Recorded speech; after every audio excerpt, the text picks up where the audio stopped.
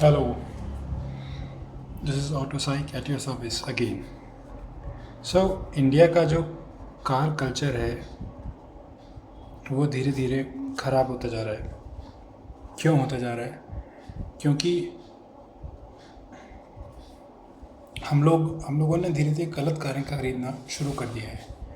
मतलब इंडिया की ही नहीं, दुनिया की जो ओरिजिनल नीड है, इसको बोलेंगे the car we will ever need, जो most sufficient kind of car है, जो सबसे बेस्ट इंजीनियरिंग का एग्जांपल हो सकती थी, उस कार को ख़रीदने की बजाय केवल इंडिया ने नहीं, दुनिया ने अलग तरीके की कारों के पीछे भागना शुरू कर दिया। पर भारत में ये हुआ कि ऐसा भारतवासी पीछे पड़े गलत कारों के कि वो असली जो ड्राइविंग प्लेजर देने वाली कार थी, उनके लिए जो शौकीन हैं, उनके लिए जो एंथुसियास्टिक हैं, जो हॉबीस्ट है वो भी, और जो रोज़मर्रा की जो कम्यूटिंग है, जो ऑफिस से घर, घर से ऑफिस का ट्रैवल है, उस हेक्टिक ट्रैफिक में भी जो उनकी हेल्प करती थी, उस कार को भी वो भूल के किसी और ही तरीके की चीज़ के पीछे पड़ गए।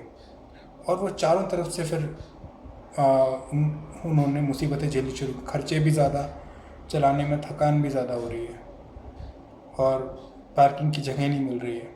दूसरा, अनसेफ हो गई वो, क्योंकि अभी जो कारें लोग चला रहे हैं उनकी हैंडलिंग अच्छी नहीं है, उनकी रोड होल्डिंग अच्छी नहीं है, वो डायरेक्शन चेंज करने में अच्छी नहीं है। क्यों नहीं है?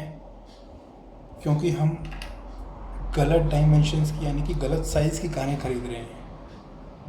ये वीडियो इसी चीज़ के लिए है कि मतलब चाहे अच्छा समय है, बुरा समय, अभी तो बुरा समय है ना, तो भी वो कार अच्छी है जो मैं बताने वाला हूँ।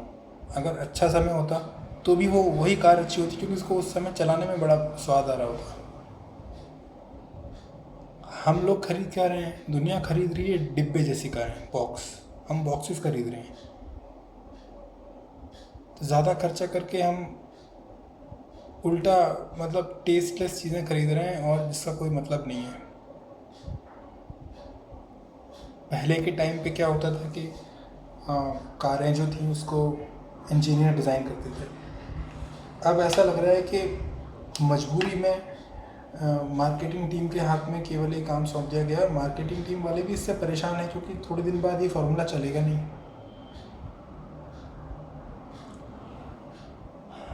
मार्केटिंग टीम वाले बोलते हैं भाई कार में सनरूफ लगा दो, इतनी बड़ी कर दो और चौड़ी कर दो, ऐसा कर दो।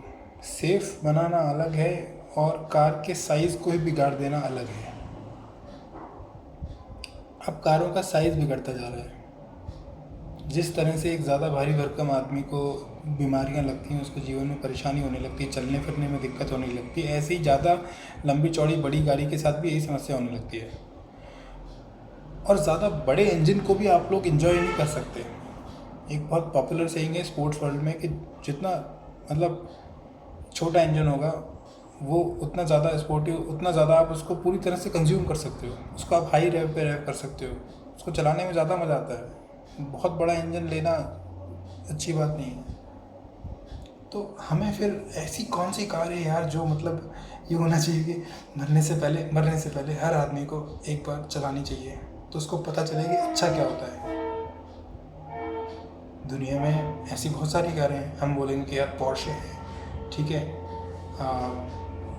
हाइपर कार नहीं है पर बहुत अच्छी कार है। हम फरारी की बात नहीं कर रहे, लैम्बोर्गिनी की बात नहीं कर रहे, कोइंसनैक की बात नहीं कर रहे, बुगाटी की बात नहीं कर रहे, ठीक है। हम इन सारी कार्स की बात नहीं कर रहे, हम बात कर रहे हैं कि ऐसी कार जो इनसे चौथाई कीमत में आती हूँ, तो पोर्शे। पर पोर्शे तो बहुत महंगी है, वो तो 1.25 करोड़ की है।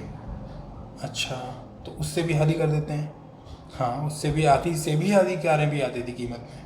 मतलब पहले 30 लाख रुपए की भी कार भारत में चाहे तो मिल सकती है, पर वो इम्पोर्ट होती है तो 30 लाख की नहीं पड़ेगी। छोटी सी कार आती है माजदा मियाटा, एक उससे थोड़ी सी बड़ी कार आती है सुबारू BRZ, समझे, होंडा सिविक टाइप आर, थोड़ी और बड़ी हो गई है, ठीक है। तो पर ये जो पोर्शे है, इसका आपने कभी इनका साइज़ नोटिस किया होगा? इनका जो साइज़ होता है, साइज़ में जो कार का व्हील बेस होता है ना, कार का व्हील बेस उतना ही होना चाहिए जितना ज़रूरी है।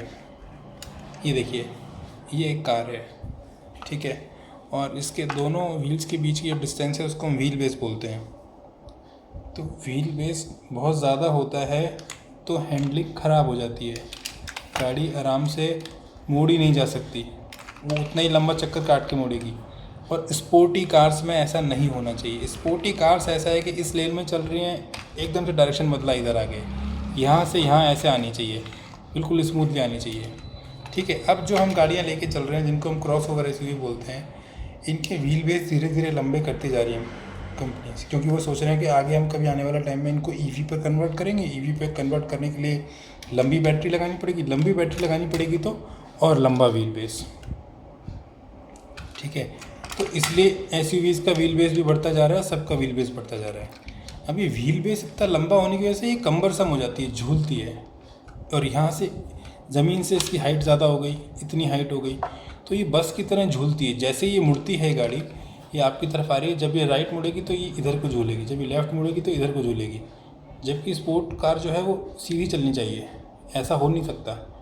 एसयूवी चलती हैं और ये झूलती हुई चलती हैं ऐसे, इसमें उल्टी आती है लोगों को। ये जो मॉडल है ये टोयोटा लैंड क्रूज़र का मॉडल है। अब आप सोचेंगे लैंड क्रूज़र सबसे अच्छी कार होती है ना, फिर भी देखिए उसके पहियों की दूरी कितनी ज़्यादा है। तो अब मैं आपको एक बात कहूँ कि जिस जगह पे से आपकी जिप्सी आराम से निकल सकती है बीच में से अड़े बिना, वहाँ लैंड क्रूज़र अड़ जाएगी। मान लीजिए स्पीड ब्रेकर है, अब ये जो स्पीड ब्रेकर है बट एक बड़ा स्पीड ब्रेकर है, आगे वाला पहिया इस पर चढ़ गया, पीछे वाला पहुँचा नहीं, तो ये बीच में से कार अड़ने लग गई।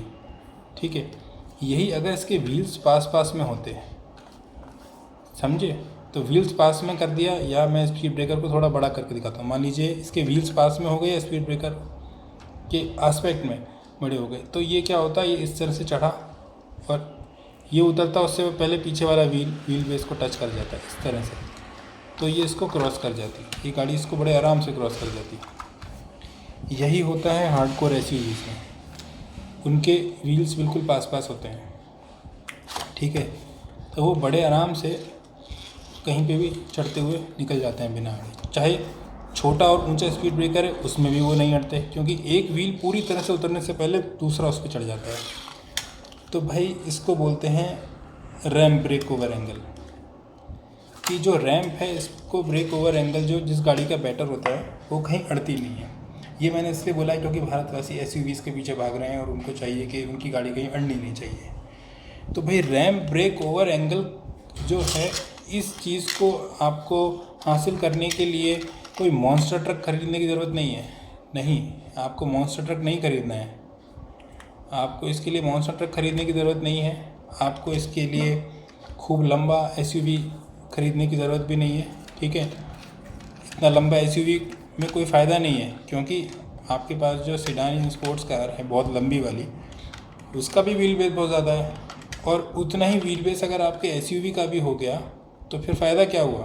पर ऐसा करती नहीं है कंपनी। जैसे ये एसयूवी है, इसका व्हील बेस इससे थोड़ा सा कम है, आप देखोगे तो एसयूवी का व्हील बेस कायदे से कार से थोड़ा सा कम होना चाहिए, क्योंकि अब ये गाड़ी तो बिल्कुल ही नहीं, क्योंकि इतना लंबा व्हील बेस है, ये तो हमेशा शीशा ही बनी रहेगी।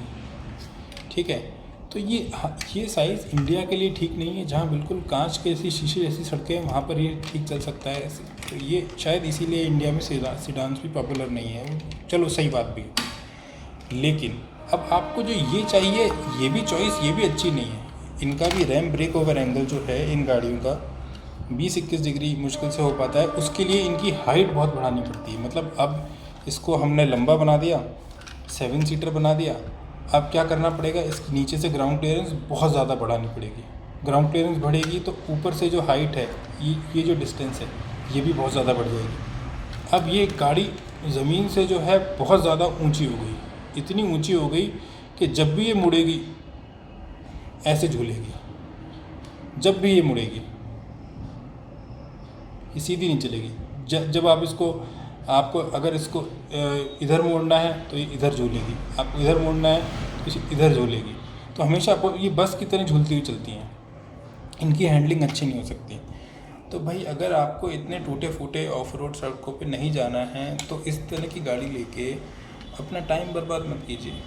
क्या मतलब, अच्छी हैंडलिंग वाली कार खरीदिए, आप इतना पैसा खर्च करेंगे, इसमें 2 शानदार अच्छी कारें आ सकती हैं। पॉल्यूशन भी नहीं फैलेगा, डीजल भी नहीं चलाना पड़ेगा, माइलेज भी अच्छा आएगा।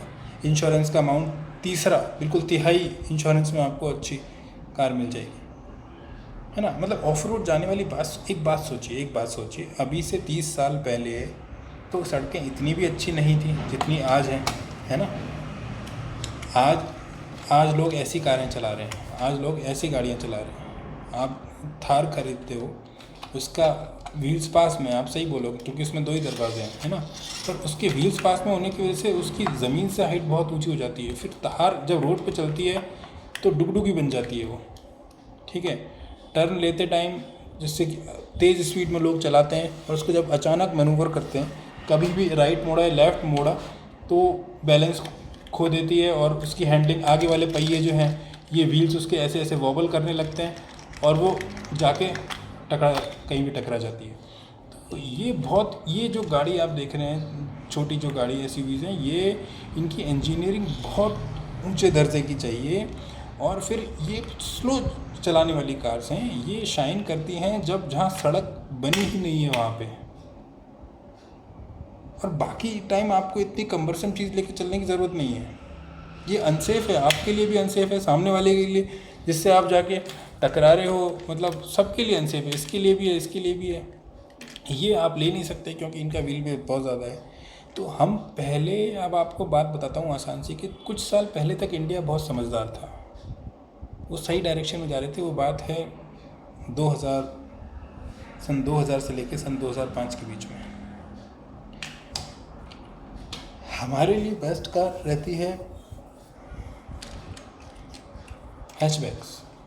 जी हाँ, सुन के अजीब लग रहा होगा, पर हमारे लिए यही बेस्ट कार डिज़ाइन है,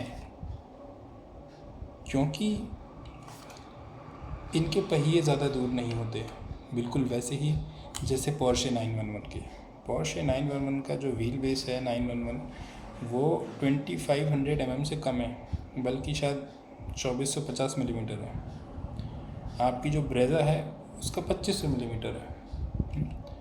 स्विफ्ट और ये गाड़ियाँ आती हैं, इनका व्हील बेस भी 2500 के आसपास ही है, कम ही रहता है। तो सोचिए, आपको कार को जैसे ही आप गाड़ी का हाइट बढ़ाते हो, है ना, ज़्यादा ऊंची गाड़ी बनाते हो, उसका व्हील बेस लंबा हो जाता है, वरना वो अनबैलेंस हो जाएगी। पर ज़्यादा हाइट बढ़ाने से ज़्यादा ऑफ रोडिंग कैपेबिलिटी नहीं बढ़ती। अब ये कार जो है ये आराम से निकल जाएगी, क्योंकि इसकी भी बीच की जो पहियों की डिस्टेंस है ये कम है, ठीक है।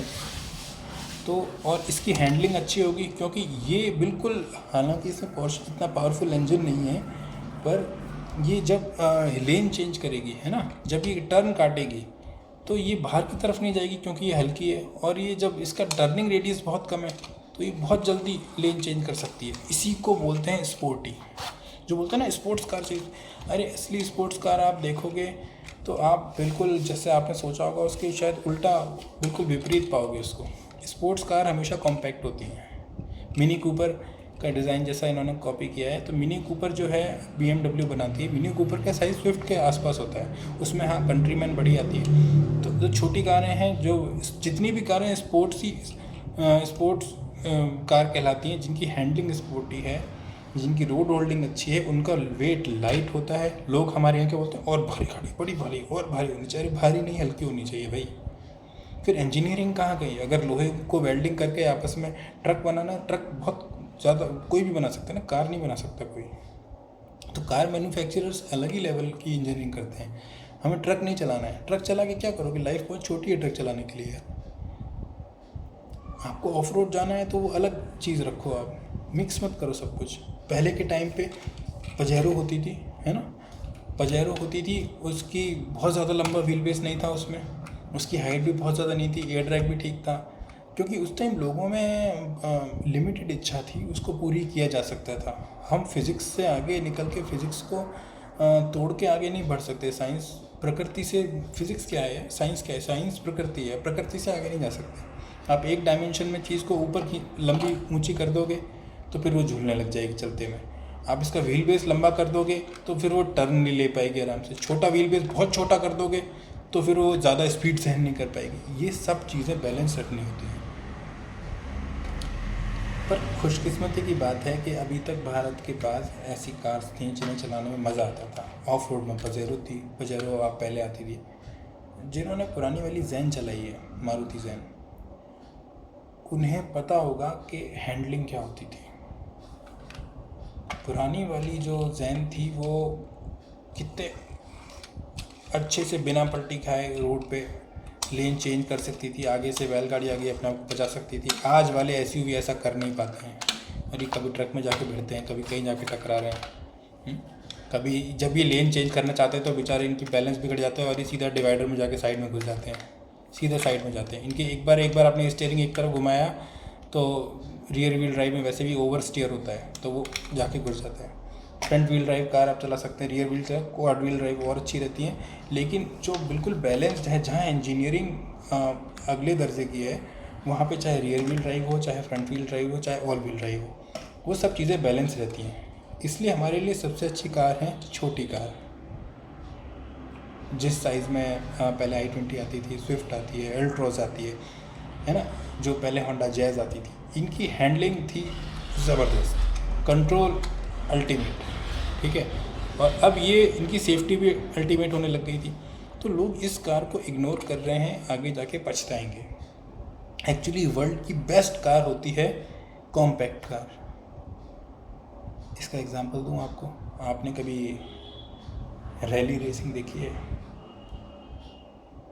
तो जो रैली कार होती है, एक बार आप इतने यूट्यूब वीडियो देखते हो तो आप रैली देखो, कार रैली वाली वीडियो, उसमें सिट्रोन की कार भी चलती हैं, हुंडई की भी होती हैं, ठीक है, सारी कंपनीज की होती हैं, वो सब वो हैचबैक होती हैं। हैचबैक डिज़ाइन होता है उसमें सीडान्स की तरह, जैसे हालांकि ये तो फास्टबैक है, सीडान नहीं, कूपे है, पीछे की तरफ वेट कम होता है हैचबैक में। और वो बेसिकली 5 सीटर को ही विंडोज़ को निकाल के, फालतू सीट्स को निकाल के उन्होंने रैली कार बनाई होती है। उनके सस्पेंशन कितने हार्ड होते हैं आप देखना। अगर किसी के मन में ये हो कि कार कभी स्ट्रांग नहीं हो सकती, तो भाई देखो एसयूवी भी जो आप चला रहे हो, ये क्रेटा, सेल्टोस, इस तरह के क्रॉसओवर्स, ये बेसिकली हैचबैक कार्स ही हैं जिनकी शेप को ज़्यादा स्क्वायर कर दिया गया है, मतलब ज़्यादा स्क्वायर करके उनकी शेप को बिगाड़ दिया गया है, उनकी एरोडाइनेमिक्स ख़राब कर दी गई है। अब उनमें चलने में हवा के थपेड़ों की आवाज़ आती है आपको। जो क्रॉसओवर एसयूवी चल रही हैं, जैसे उनमें इतनी ज़्यादा स्क्वायरिश है कि जब हवा यहाँ से टकरा के इन ए पिलर से निकलती है तो उनमें आवाज़ आती है। इससे ज़्यादा साइलेंट तो पुरानी कारें थी। जब अच्छे से कार डिज़ाइन करी जाती है तो उसकी विंडशील्ड स्लांटिंग होती है, पिलर लेटे हुए होते हैं सीधे खड़े होने की बजाय। तो वहाँ इंजीनियरिंग में मेहनत लगती है, इसलिए इस तरह की कार महंगी होती हैं। और एसयूवी जो होते थे वो वाकई में सस्ते थे, पर अब लोगों की जो चॉइस ऐसी बिगड़ी है कि एसयूवी महंगे होने लग गए हैं और बेचारी ये कारें सस्ती आ रही हैं। तो आप इसका फ़ायदा उठाओ। आपको अगर एंथुसियास्टिक ड्राइवर हो, बहुत ज़्यादा पैसे खर्च नहीं कर रहे हैं, तो सीधा सीधा है 4 मीटर की लेंथ के अंदर आने वाली हैचबैक कार्स ले आओ। हैचबैक का और एक बड़ा फ़ायदा बताऊं, हैचबैक को जब हम पीछे से खोलते हैं तो आराम से उसमें पीछे बैठ सकते हैं, उसमें सामान अच्छे से लोड कर सकते हैं हैचबैक के अंदर, ठीक है। और वही उतनी ही जगह आपके तकरीबन जो है ये जो क्रॉसओवर एसयूवीज़ आ रहे हैं, टाइगन है, कुशाक है, एलिवेट है, क्रेटा, सेल्टोस है, उनमें भी पीछे हैचबैक की तरह खुलता है, 30 पीस होती है। तो वो बड़े साइज़ की हैचबैक ही तो है, उसमें फिर शर्म की क्या बात है। और आप उसमें बैठ के ज़्यादा कुछ बड़ा भी नहीं मिलने वाला है। एक बात ये बता रहा हूँ कि उनकी हैंडलिंग जैसी इन कारों की हैंडलिंग थी, ऐसी आपके क्रॉसओवर एसयूवी की हैंडलिंग नहीं हो सकती। इसीलिए लोग अभी भी होंडा सिटी, वर्टस और सलाविया जैसी कारें खरीदते हैं। बड़े अच्छे लोग हैं वो, उनको समझ है। हालांकि अगर उनके पास वो सीडान की जगह सिटी हैचबैक होती, सलाविया हैचबैक होती, है ना, वर्टस हैचबैक होती, तो और मज़ा आता। पोलो थी वो 4 मीटर के अंदर थी, 3.5 से 4 मीटर का साइज़ जो साइज़ है उसमें ये है कि मतलब जिस साइज़ की आपकी नेक्सॉन आती है, ब्रेजा आती है ना, इस साइज़ की हैचबैक कार्स हों तो इनकी जो हाइट अननेसेसरीली ऊपर हो गई है, जिसकी वजह से ये कारें पलटती जल्दी हैं, ठीक है। ये जो क्रॉसओवर बना दिए हैं 4 मीटर के, पलटने के चांस थोड़े बढ़ जाते हैं फिज़िक्स के हिसाब से। मैं ये नहीं कह रहा कि वो ख़राब है या कोई एक कार ज़्यादा पलट रही है। आप ये मान लीजिए कि उनकी हाइट थोड़ी नीचे कर दी जाए और उनका व्हील बेस थोड़ा सा जितना ज़रूरी है मतलब उतना ही रखा जाए, तो उनकी हैंडलिंग भी अच्छी होती है, वो पलटती भी नहीं है। कार अभी भी आती हैं ऐसी, ये देखिए, ये व्हील बेस की लंबाई बहुत कम भी नहीं होनी चाहिए, है ना। बहुत कम होगी तो ये कार हाईवे पे ऐसे ऐसे चलेगी हाई स्पीड पे, और ये व्हील बेस अगर बहुत लंबा होगा तो ये टर्न काटने में हाईवे से बाहर गिर पड़ेगी। इसको ये टर्निंग रेडियस उतनी शार्प नहीं रहेगी, ठीक है।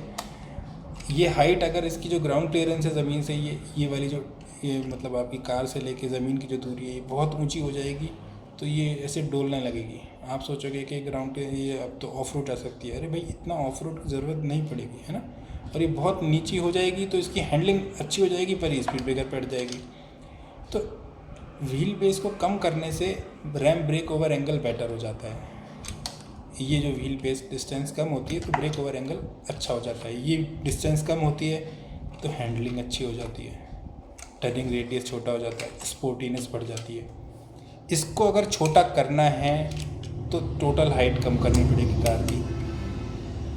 तो इनको जिनको घुटने में दर्द नहीं है वो इसी तरह की कार खरीदिए, स्विफ्ट खरीदिए, एल्ट्रॉस खरीदिए, i20 खरीदिए, एन9 खरीदिए, पोलो टाइप की कारें खरीदिए 4 मीटर की। जिनके घुटने में दर्द है, जो बड़े बुज़ुर्ग हैं, बड़े बुज़ुर्गों के लिए एसयूवी या क्रॉस ओवर एसयूवी सही है। पर जो बिल्कुल अपने पीक में हैं, हेल्थ में हैं, वो ऐसी कार चलाइए जिनका कंट्रोल अच्छा है। बड़े बुजुर्ग तेज़ भी नहीं चलाते हैं। मान लो अगर आपके फूफा जी या आपके पापा अगर एसयूवी लेके चल रहे हैं तो वो उसको स्लो चलाएंगे, वो 80 की स्पीड पे चलाएंगे, तो वो उससे एक्सीडेंट नहीं करवा पाएंगे। आप तेज़ दौड़ाओगे फिर आपसे गाड़ी का तासीर ही ऐसी है कि वो संभलेगी ही नहीं। तो वो स्लो ड्राइवर्स, बड़े बुजुर्ग एसयूवी चलाते हैं और यंगस्टर हॉट हैच चलाते हैं, समझ गए। ये फार्मूला है। और आप जो रोड्स की चिंता कर रहे हो, आप ये सोचो आज से 30 साल पहले अच्छे रोड थे क्या? सिंगल लेन रोड थे पहले, अभी से ज़्यादा खड्डे थे। तब ऑल्टो चलती थी ना, तब मारुति 800 चलती थी ना, इंडिका चलती थी ना, ये सब कारें तब कहीं नीचे अड़ती रहती थी क्या? तब क्या दुनिया चलती नहीं थी? अभी तो रोड उससे बेटर हैं। थोड़ा लंबा व्हील बेस कर लो। माजदा मियाटा का 2340 कुछ व्हील बेस होता है, पोर्शे का 2450 होता है, सुबारू BRZ का, टोयोटा GR86 का 2550 होता है। तो अभी व्हील बेस जा रहे हैं 2600 mm, 2650 mm, 2700 mm। तो ये सब बिल्कुल गलत दिशा में जा रहे हैं आप। इन कारों का एक और फ़ायदा है, जो 4 मीटर से छोटी कारें हैं उन पे टैक्स अलग लगता है, उन पे GST बहुत कम है, जो 4 मीटर से छोटी कारें हैं और 1200 सीसी से छोटा इंजन है, ठीक है। भले 1000 सीसी का इंजन है तो और अच्छा, क्योंकि 1000 सीसी का इंजन का एक और बेनिफिट है, 1000 सीसी वाला इंजन जो है उस पर इंश्योरेंस, थर्ड पार्टी इंश्योरेंस और कम लगता है, और ये हर साल बचाता है। अगर आपका इंजन 1000 सीसी से छोटा है तो आपको हर साल इंश्योरेंस पे पैसे बचाएगा। 1001 हो जाएगा तो महंगा हो जाएगा 1200 सीसी वाला। तो 1200 सीसी और 4 मीटर वाली कार को ख़रीदने में आपको पहली बार में फ़ायदा है परचेज़ के टाइम पे, है ना। पर 1000 सीसी और 4 मीटर वाली कार को ख़रीदने में, जैसे कि काइलाक आती है ना, क्योंकि इनके पास 1000 सीसी का इंजन है, तो इनको ख़रीदने में आपको हर साल फ़ायदा है। पर अगेन काइलाक जो है उसको उन्होंने क्रॉस ओवर उसको ऊंची कर दिया थोड़ा सा, तो उसकी जो डायनेमिक्स हैं वो पोलो जैसी कभी नहीं हो पाएंगी। तो पोलो जो 1 लीटर TSI पोलो आती थी वो बहुत अच्छा प्रोडक्ट था, 4 मीटर की पूरी लेंथ थी, हैंडलिंग शानदार थी, इंजन 1000 सीसी का था। अभी भी पैसे बच रहे हैं और हर साल बचते हैं। 1000 सीसी का इंजन हर साल पैसे बचाता है। 1200 सीसी का इंजन 4 मीटर कार में पहली बार पैसे बचाता है। 1500 सीसी से बड़ा इंजन होना नहीं चाहिए, क्योंकि उसमें फिर एकदम से 7-8 हज़ार रुपये हर साल आपको इंश्योरेंस पे ज़्यादा देने पड़ते हैं। हर साल इंश्योरेंस पे आपको 7-8 हज़ार रुपये ज़्यादा देने पड़ते हैं। अगर 1499 सीसी से बड़ा होती, 1500 सीसी टच कर गया तो पैसे, इसलिए सारी गाड़ियाँ 1499 सीसी की होती हैं, जितनी भी ये एलिवेट, टाइगन, कुशाक, आपकी क्रेटा, सेल्टोस, जितनी भी आती है, होंडा सिटी, वर्टस, स्लाविया, ये सब 1499 सीसी से नीचे रखी जाती हैं। ये इंजन ज़्यादा हैवी भी नहीं होते। 2000 सीसी का इंजन आप लेके चलोगे तो आपको बहुत ज़्यादा टैक्स देना पड़ेगा। दूसरा, वो इंजन जितनी पावर बनाएगा उससे ज़्यादा वेट भी तो हो गया उसका। आप 2000 सीसी से इंजन, आप बड़ी जितनी भी स्कॉर्पियो था, ये रॉक्स और टाटा सफारी ये सब लेके चलते हो डीजल वाली, तो वो तो बहुत हैवी हो जाती है, उनकी हैंडलिंग उतनी अच्छी नहीं होती। आपको बड़ी गाड़ी खरीदनी है तो भी कोशिश करो कि 1500 सीसी के इंजन में मिल जाए, जैसे कि टाटा सफारी मिलती है। सफारी में अभी भी 15 सीसी का इंजन आता है, पेट्रोल वाला। दिल्ली वालों के लिए फ़ायदा है, ज़्यादा स्पोर्टीनेस और पैसे की पूरी बचत हर साल। खैर उन कारों की तो बात ही नहीं कर रहा। जो आपके लिए अभी बेस्ट चॉइस है, जो best of the best car है, वो एक हैचबैक है। हैचबैक 4 मीटर लॉन्ग हैचबैक, ठीक है। सीडान जो होती है, सीडान में एक प्रॉब्लम आती है जो आपको शायद किसी ने बताई नहीं होगी अभी तक। सीडान में ये जो पीछे जो लोग बैठे होते हैं, मान लीजिए कि एक सीडान है, ये तो 2 डोर है, ये तो पॉनी कार है, फास्टबैक है। अगर ये सीडान होती है, जो पीछे जो लोग बैठे होते हैं, पीछे के विंडशील्ड में से जो धूप आती है ना, ये पीछे के विंडशील्ड उनके लिए सनरूफ जितनी इरिटेटिंग हो जाती है। इसी जगह अगर ये एक हैचबैक होती तो ये जो रूफ लाइन है, ये इसकी जो छत है, ये पीछे की तरफ एक्सटेंड होती जा रही होती यहाँ तक, और यहाँ क्लोज होती है, रियर विंडशील्ड होती। तो ऐसे में पीछे वालों के जो सर पे धूप पड़ती है ना दिन में 12 बजे, जब आप किसी लॉन्ग रूट होते हो, वो बहुत इरिटेटिंग होती है। वहीं पर ये हैचबैक में जो है, इसमें ये रूफ पीछे तक एक्सटेंड हो रही होती है, तो धूप सीधी पीछे वाले बैठे लोगों के सर पे नहीं आती, वो उसके बूट स्पेस में जो पार्सल ट्रे है उस पर ही गिरती रहती है। इसीलिए लोगों को क्रॉस ओवर ज़्यादा कंफर्टेबल लगते हैं, या एसयूवी ज़्यादा कंफर्टेबल लगते हैं सीडान की बनस्पत, ठीक है। सीडान से ज़्यादा कंफर्टेबल लोगों को एसयूवी लगते हैं, हैंडलिंग सीडान की ज़्यादा अच्छी होती है, तो इसलिए इन दोनों को अपन ने बराबर उस पर रख दिया।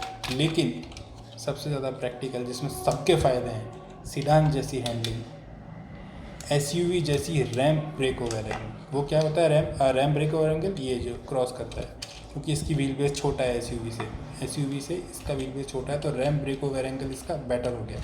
तो एसयूवी वाला रैम्प ब्रेक ओवर एंगल आ गया, ठीक है।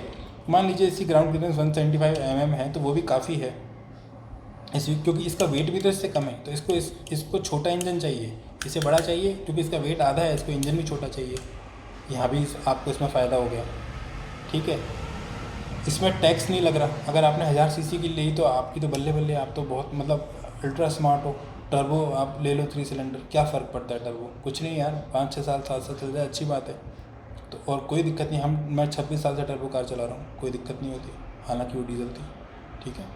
तो इसमें टर्बो ले सकते हो, 1200 सीसी वाला 4 सिलेंडर पेट्रोल ले सकते हो 4 मीटर वाली कार में, ठीक है। हाँ, पर ये जो 4 मीटर सीडान वाला नया वो चलाया था, तो उस टाइम सही था, पर अब वो 4 मीटर हैचबैक हो जानी चाहिए, बेस्ट हैचबैक, क्योंकि वही सीडान में पीछे से धूप आती है, पूरा डिक्की खुलती नहीं है। 4 मीटर की सीडान पीछे से बहुत ज़्यादा कंप्रेस्ड और क्लॉस्ट्रोफोबिक फील हो सकती है, उनको 4 मीटर की हैचबैक बनानी चाहिए। So this is 4 metre hatchback is the hero car, ठीक है। 4 मीटर हैचबैक, चाहे आप मिनी खरीदिए, चाहे आप स्विफ्ट खरीदिए, चाहे आप i20 एन लाइन खरीदिए, आप कुछ भी खरीदिए, पर एक बार इसके बारे में सोचिए कि ये चीज़ आप भूलते जा रहे हो और इस पर ध्यान नहीं दोगे, तो ये जो अल्टीमेट कारें थी, अल्टीमेट ड्राइविंग प्लेजर देने वाली जो 4 मीटर हैचबैक थी, ये एक दिन दुनिया से चली जाएंगी। फिर हम वो जूते के डिब्बे जैसे एसयूवी चलाते रहेंगे। वाकई में वो जूते के डिब्बे हैं, उनमें कोई फ़न फैक्टर नहीं है, हम केवल अपने पैसे उसमें फूंक रहे हैं, बर्बाद कर रहे हैं। खूब चलती थी, हम मतलब जो लोग थोड़े से पुराने हैं, तो जिनको थोड़ा सा आइडिया है, जो अभी पहले से पिछले 30-40 साल से कार यूज़ कर रहे हैं, उनको पता है मारुति 800 को कहाँ कहाँ लोग ले गए हैं। शिमला हो, मनाली हो, पहाड़ों में कुदाते हुए मारुति 800 ऑल्टो, अब वो इंडिका, ये कारें कहाँ कहाँ नहीं जाती थी। किसी को एसयूवी की आज तक तो ज़रूरत पड़ी नहीं है आज तक, अब एकदम से कहाँ से आ गए। दूसरी दिक्कत, ये एसयूवी लेते हैं, इनका वज़न 200-300 किलो अननेसेसरीली बढ़ जाता है। फिर जब आप इनको रेत में कीचड़ में ले जाते हो तो इनके पहिए धंसने लगते हैं। अरे क्या हो गया? हाँ भाई, एसयूवी स्टक हो गया। एसयूवी लो तो भाई आप फिर 4x4 लो, सीधी सी 100 बात की एक बात। फिर मतलब वापस वही बात पहुंच गई। पुराने ज़माने में पजेरो आती थी, या तो पजेरो ले लो, नहीं लेते हो तो मारुति एस्टीम लो, दोनों के काम अलग हैं। मारुति जैन लो या तो पजेरो लो, पजेरो का काम पजेरो वाला, जैन का काम जैन वाला, और बिल्कुल ही मतलब मज़ा ही आर्मी तो फिर जिप्सी, है ना। तो वो चीज़ें स्पेशलाइज थी उस टाइम, इंजीनियर डिज़ाइन करते थे। इंजीनियर क्या सोच के काम करता है कि आपके लिए बेस्ट जो है मैं वो बना के आपको दे रहा हूँ। जैसे डॉक्टर बोलते हैं ना, नहीं आपके लिए ये ठीक है, यही करना है। हम थोड़ी बोलते हैं अच्छा आप कौन सी वाली सर्जरी कराएंगे, पेशेंट बोल रहे हैं लीजिए हमने मेन्यू रख दिया है, पेशेंट जो पेशेंट बोलेगा वो सर्जरी कर देंगे। अरे ऐसा थोड़ी करता है डॉक्टर, ऐसा कर देगा तो वो बहुत दिक्कत हो जाएगी, बहुत बड़ी मतलब दुनिया का अंत पक्का है। तो ये अब कार कंपनी ये कर रही है कि जो कस्टमर बोलेगा हम वो बना देंगे, ऐसे नहीं भाई। इंजीनियर की तरह सोचना चाहिए उन लोगों को कि जो अच्छा है हम वो आपको ऑफर करेंगे, उसी में से आपको चॉइस करना है। हम अपनी चॉइस, गलत चॉइस बता बता के बेचारे ऑटो मेकर्स को गलत ट्रैक पे ले जाएंगे। अगर हम बताएंगे कि हमारी चॉइस बहुत अच्छी है, हमें पता है अच्छा क्या है, तो वो सही जगह ले जाएंगे। तो मैं तो भाई, मेरे तो आपसे ये सलाह दे सकता हूँ कि अगर आपको वाकई में लाइफ को जीना है और आप कार्स के शौकीन हैं, तो यार अब दुनिया का पता नहीं टाइम कितना बचा है, कितना सा पेट्रोल बचा है। लाइट वेट पेट्रोल कार्स अभी जब ये भी जब ईवी होने लग जाएंगी तो अभी से ज़्यादा हैवी हो जाएंगी, ज़्यादा चलते में डोलने लगेंगी, इनमें बॉडी रोल बढ़ जाएगा। सेंट्रीफ्यूगल फोर्स ज़्यादा लगता है बड़ी गाड़ियों में, है ना, क्योंकि हम इसकी बात कर रहे हैं कि इसमें सेंट्रीफ्यूगल ज़्यादा लगता है। ये जाती है और ये बाहर पलट जाती है, जब भी कोई कार टर्न काटती है बाहर की तरफ से वो पलट जाती है, क्योंकि सेंट्रीफ्यूगल लग रहा है। इसमें नहीं लगता है, सीडान में नहीं लगता है, ये ज़रूर से मुड़ जाती है क्योंकि इनकी हाइट कम है, इनका वेट कम है, ये खटाक से टर्न काटती हैं एकदम रेसिंग कार की तरह, है ना। तो इनमें भी जब ये ईवी वाली बैटरी ज़्यादा बड़ी बड़ी लगने लग जाएंगी तो ये भी दिक्कत होगी। तो आपको ईवी भी खरीदनी है तो उतने ही बैटरी रेंज लो, उतनी ही बड़ी बैटरी लो जितनी आपको ज़रूरत है। अननेसेसरीली वेट अपने साथ लेके मत चलो। वज़न जितना कम, हेल्थ उतनी ज़्यादा अच्छी, उतना ही ज़्यादा अच्छा खुशी और खुशहाल जीवन। तो आने वाले टाइम में अगर ये हाइब्रिड हो जाती हैं, क्योंकि सारी कारों को एक दिन हाइब्रिड शायद होना पड़ जाएगा, यूरो 7 के बाद कितना टाइम खींचेगा पता नहीं, तो भी एक छोटी सी बैटरी का वज़न इसमें बढ़ जाएगा। तो जो एंथुसियास्ट हैं उनके लिए अभी का टाइम है, जो अच्छी कारें बची हैं अपने लिए छांट लो, चला लो और मोक्ष की प्राप्ति कर लो। ठीक है, थैंक्स सो मच। यही था आज का।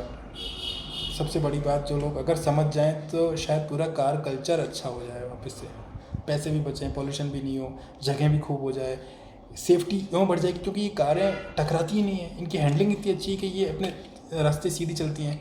एसयूवी यहाँ वहाँ घुसे रहते हैं। एसयूवी बनाना जो है मतलब लोग सोचते हैं कि ट्रक बनाना आसान है ना, टेम्पो बनाना, तो एसयूवी भी टेम्पो जैसे बनने लग गए हैं आजकल। अच्छी कंपनी अच्छे एसयूवी बना रही हैं, वो बहुत महंगे हैं।